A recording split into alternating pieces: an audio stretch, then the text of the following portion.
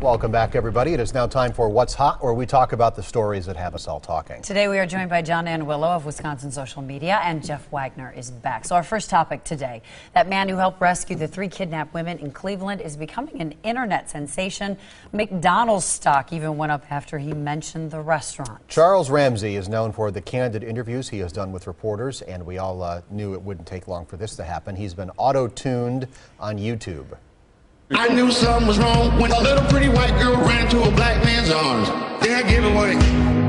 Yeah, give away. And dance to that. I love this guy. My favorite part of the interview was every time, and we can kind of laugh about this because everybody was found safely. But I mean, every time after there's some horrific thing, you always interview the neighbors, and they're always saying, well, they seem so normal. We had no idea. I love this guy yesterday saying, well, you know, they all seem really normal. Until today, that is. You know, it's just like, wow. I know there's a lot of dialogue out there in the blogosphere right now about are we exploiting people who become these overnight sensations from giving news interviews or by having their 15 seconds of fame and then being auto-tuned. And there was even some conversation about whether it was racist and whether we were making fun of people. And I want to address this one point. It doesn't have anything to do with gender or ethnicity. I mean, they've done it to Christine O'Donnell. Does anyone remember Double Rainbow? You can't hug every cat.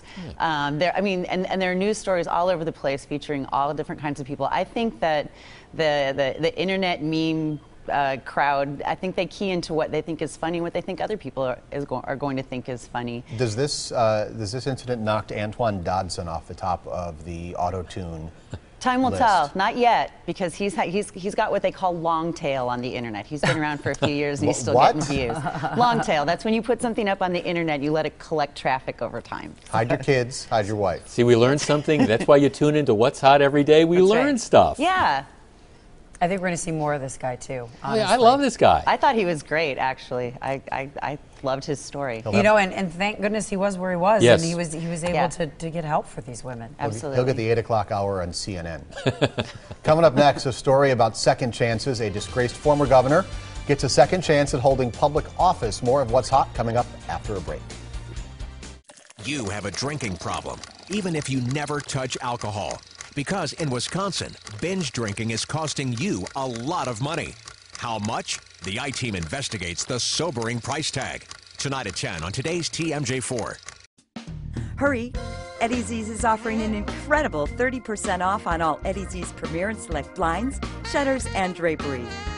Call 877-4BLINDS to schedule a free in-home consultation. And Eddie Z's decorator will help you choose a look you'll love, guaranteed. And you'll save 30% off on all Eddie Z's Premier and Select blinds, shutters, and drapery. Hurry, call 877-4BLINDS or go to eddiez's.com. Our 30% off sale ends soon. Do you have any ferns? Affirmative. Lawn ornaments? Gnomes, elves, pixies, and trolls. Yard lights? Low voltage, solar, and disco. Birdseed? We have a birdseed buffet. Do you have rakes?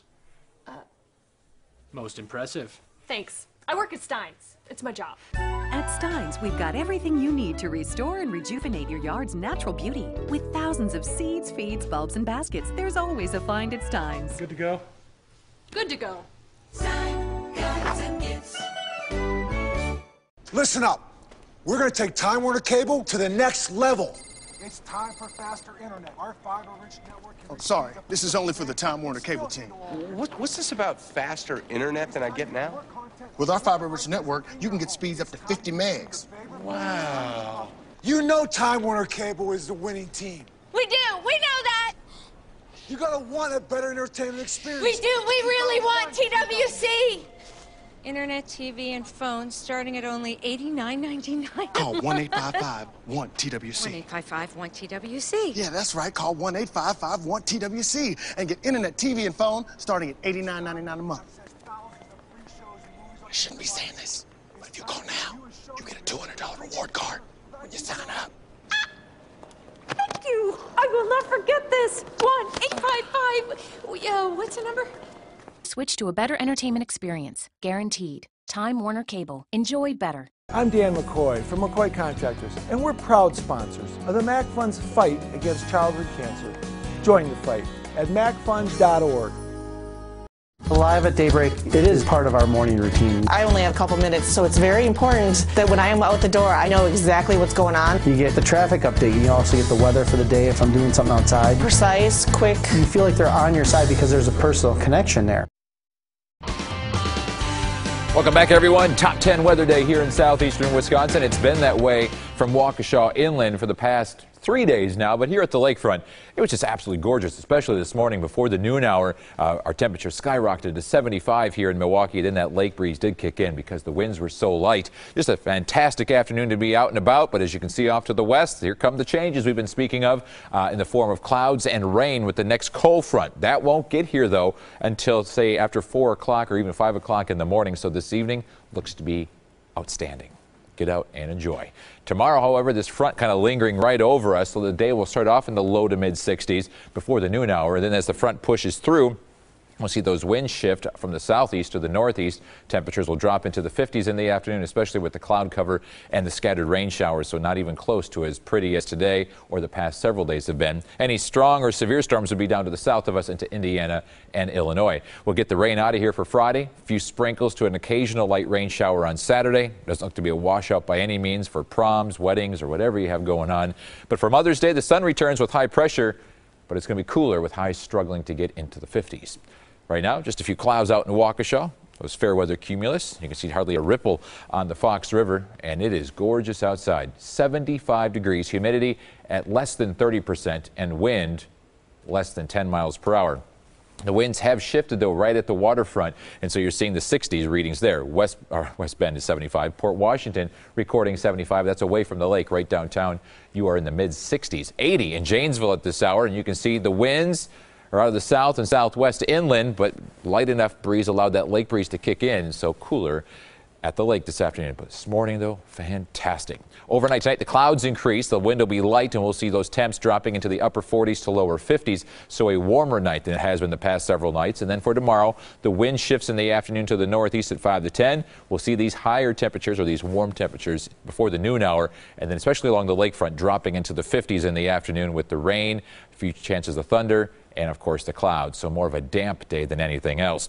Here's the low pressure system, moves in tonight with the clouds. By morning you'll see those rain showers, so the high pressure that brought us the great weather moves out of here. We'll continue with the on and off again rain showers for Thursday afternoon, especially Thursday night, and it gets very windy Thursday night into Friday behind that storm system. For tonight, increasing clouds will drop into the 50s by morning. This evening looks to be fantastic with sunny skies or clear skies and temps into the lower 60s. For tomorrow, 62 is the high.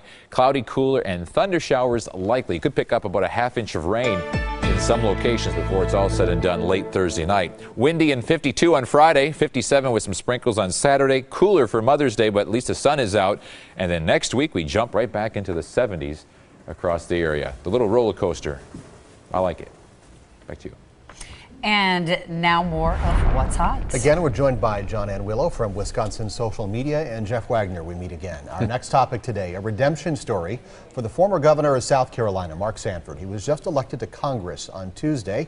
He was at the center of an embarrassing extramarital affair just a couple of years ago. And it was more than just an extramarital affair. I mean, he was lying about where he was when he was the governor of the state. He said he was hiking and he was in Argentina.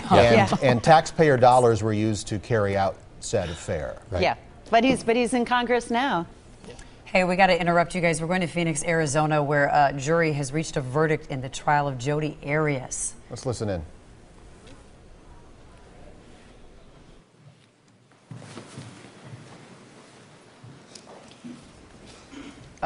Let's give a little background on this case as we wait for the juror's verdict here. But she was accused of killing her boyfriend, Travis Alexander. She claims that she killed him in self-defense, and this has been a months-long trial. And her story has changed over the years. At one point, it was two masked men killed her boyfriend. Then she said she did it in self-defense. And the case is hinged largely on just how trustworthy is she, given the number of times her story has twisted and turned over the years. Let's listen in now. The State of Arizona versus Jodi Arias, verdict, count 1. We, the jury, duly impaneled and sworn, in the above entitled action, upon our oaths, do find the defendant as to count 1, first-degree murder, guilty. 5 jurors find premeditated. 0 find felony murder, 7 find both premeditated and felony. Signed, foreperson. Is this your true verdict, so say you want it all? Ladies and gentlemen, the clerk is now going to ask each of you a question. Please answer yes or no. Juror number 1, is this your true verdict? Yes. And you hear them now polling the jury after a guilty verdict was read on the charge of first-degree murder. I know we've got Jeff Wagner in the newsroom on this right now. Jeff, what do you make of that, the difference between premeditated murder? They asked a strange question there I never heard before in a verdict reading. Yeah, I'm not sure. I haven't been following the case closely. Felony murder is typically where you aided and abetted, like you're a party to a crime or something like that. So I don't know enough about the facts as to why they asked that particular question. I haven't seen that. You would not do that in Wisconsin. You wouldn't do it in federal court. Is it difficult to prove self-defense in a murder case? Well, again, the burden of proof is always on the state to prove somebody guilty beyond a reasonable doubt. I mean, you don't have to prove self-defense. What you do is you raise that as a way of defeating the reasonable doubt that you committed the crime.